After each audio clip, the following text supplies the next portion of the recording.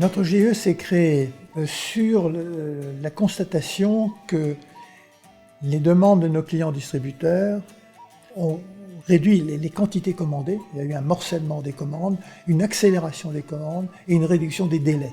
Ce qui fait que dans les territoires géographiquement excentrés comme nous sommes, nous ici, il fallait que nous ayons une réponse. Il paraissait un peu évident que nous essayions d'augmenter les chargements des camions à partir des produits des entreprises de notre territoire.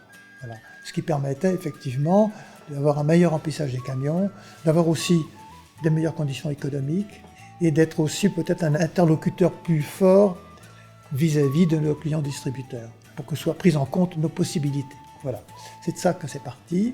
Nous sommes aujourd'hui 16 entreprises qui vont à la fois de la pointe de Bretagne, dont l'entreprise ENAF, bien sûr, qui est la plus excentrée, la plus éloignée, jusqu'aux confins de la Bretagne, puisque ça va jusqu'à la Mayenne pratiquement, et même jusqu'au sud de Nantes.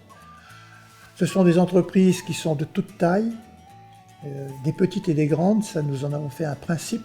Pour le moment, nous avons travaillé surtout dans les produits secs, bien sûr, mais nous sommes spécialisés dans la logistique des lots à destination de la grande distribution. Non pas les camions complets c'est une chose relativement simple, mais c'est le problème des lots.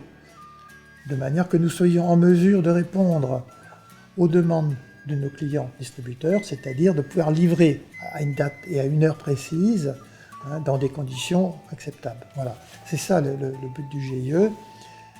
Dans la pratique, ça consiste à optimiser les ramasses de produits vers un hub, à partir duquel sont regroupés à nouveau les marchandises qui vont vers les mêmes lieux de la grande distribution. Donc il y a deux étapes, optimisation des ramasses et ensuite regroupement vers les mêmes destinations en France. Ce GIE fonctionne maintenant depuis 8 ans, fonctionne de façon satisfaisante et nous avons en 2020 augmenté le nombre de palettes transportées, ce qui est la preuve quand même que notre système a sa raison d'être.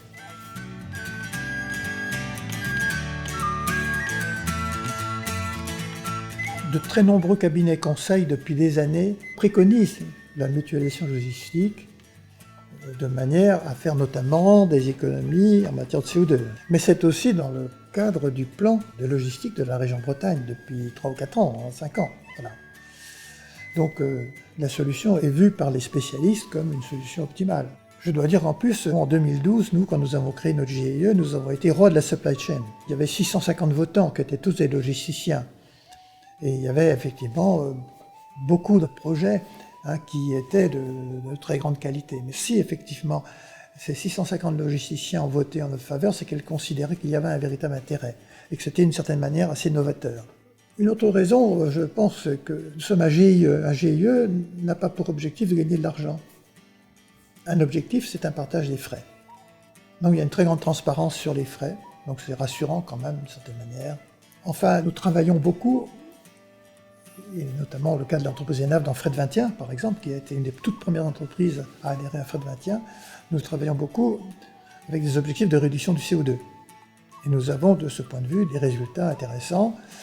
Enfin, moi, je dirais, il y a un argument forcément, si des entreprises qui sont dans le GIE demeurent dans le GIE, les petites comme les grandes, c'est qu'elles y trouvent quand même un minimum un intérêt économique, même si dans certains cas il n'est pas très important, parce que la marge sur laquelle on doit jouer est faible, donc nous devons être très économes, mais quand même il y a un intérêt, et cet intérêt est encore plus grand en pourcentage pour les toutes petites entreprises. Les grands s'y retrouvent aussi, tout le monde s'y retrouve.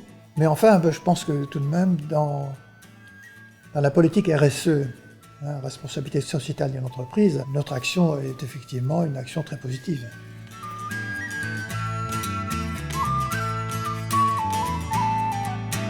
Les transporteurs également mutualisent.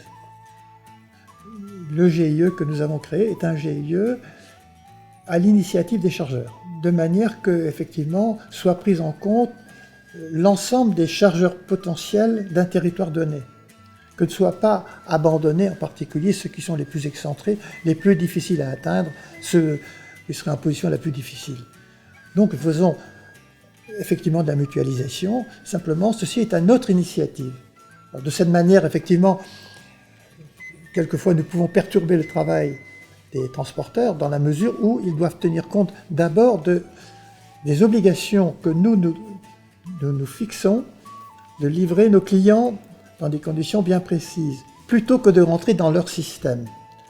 Mais après tout, ils sont capables de s'adapter aussi. Simplement, nous avons eu parti de défendre les entreprises de nos territoires, les entreprises qui sont de toute taille, et également des entreprises qui sont concurrentes entre elles.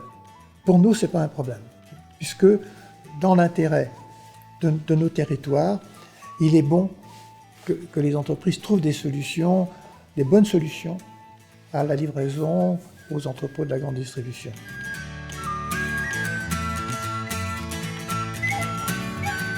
Ce qui va se passer beaucoup, c'est effectivement la digitalisation. Ce seront des outils simplement.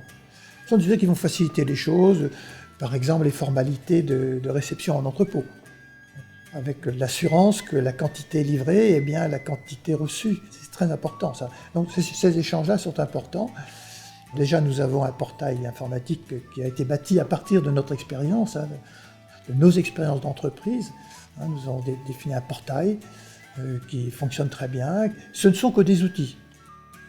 Par contre, je pense que les principes resteront les mêmes quand même.